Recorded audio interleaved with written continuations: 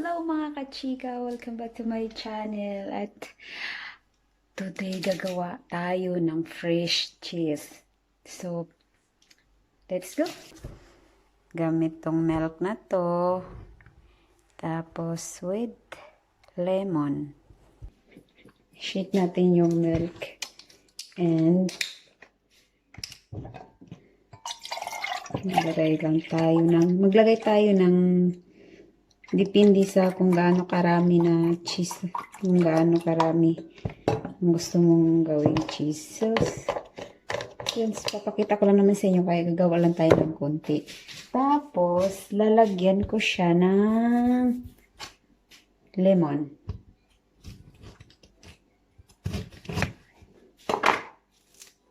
Yung iba, minsan yung iba nilalagay nila ang lemon bago tanggalin siya sa apoy.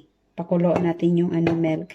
Pero ako, nilalagay ko na mismo sa milk. Tapos pakuluan ko siya ng mahina na apoy.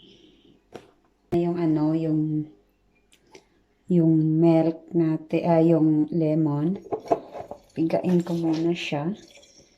Hindi naman kailangan madaming lemon. Ilagay mo. Kunti lang. Depende sa iyo.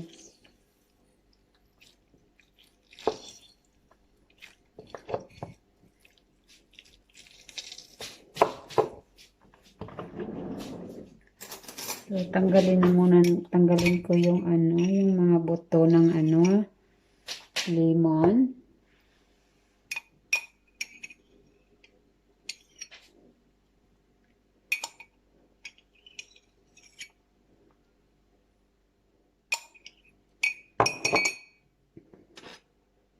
Ito na yung ingredients natin paano gumawa ng cheese. Konti lang yung ko, mga nasa 300 lang siya. Tapos yung lemon ko, ihalo ko lang siya dito. Tapos stir mo siya ng saglit lang. Stir mo siya. Haluin mo. Then, after that, ilagay mo na siya sa apoy. Sa mahina lang na apoy.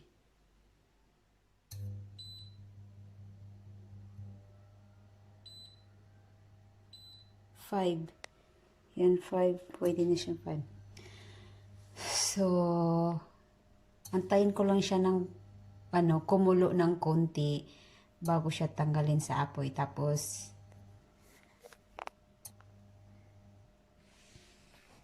saglit lang ang paggawa ng cheese. Tapos, lalagyan ko siya ng jam. Kahit anong klaseng jam, strawberry jam or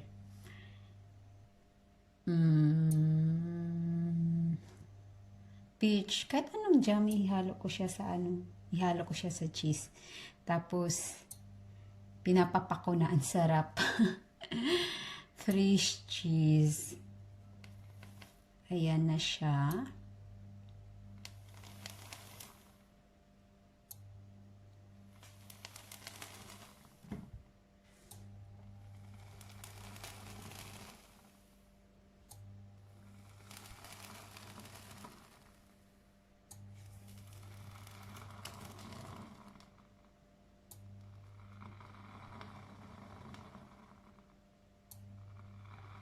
Mahina lang talaga yung apoy nito para di siya masunog sa ilalim at mangamoy.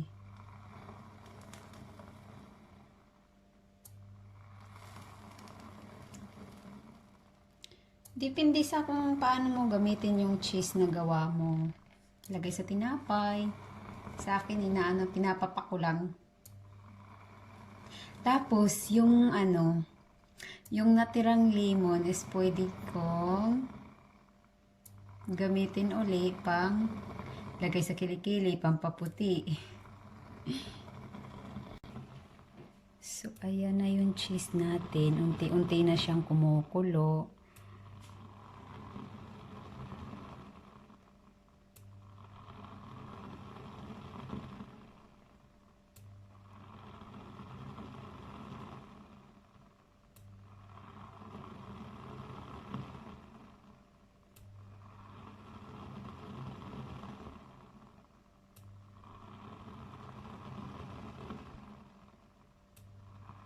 Kita nyo na, yung gatas, yung dating, yung gatas lang naging na siya, nag-iba na siya.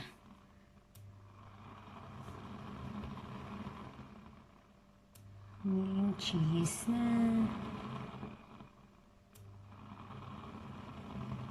Yung fresh milk.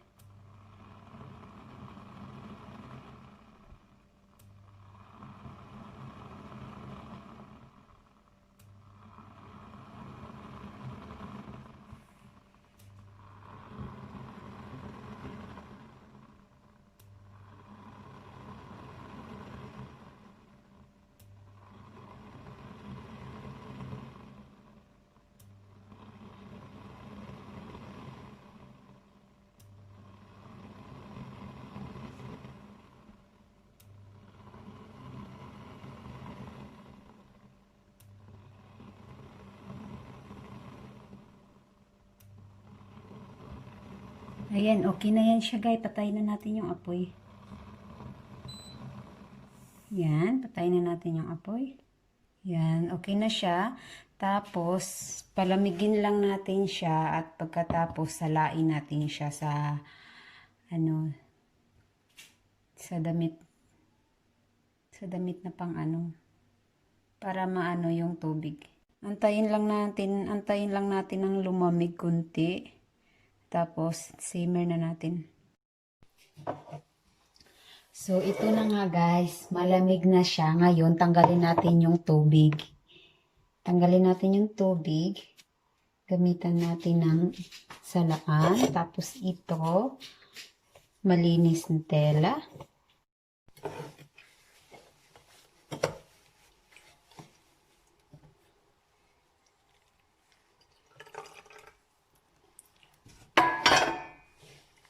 Ayan. Patuluin na muna natin yung tubig. Ayan o. Pag wala na siyang tubig, then pwede na siya kainin. Lagyan ng jam. Ang sarap papakin ito. Ayan. Wait lang tayo ng totaling maubos na yung tubig niya. Totaling mawala na yung tubig.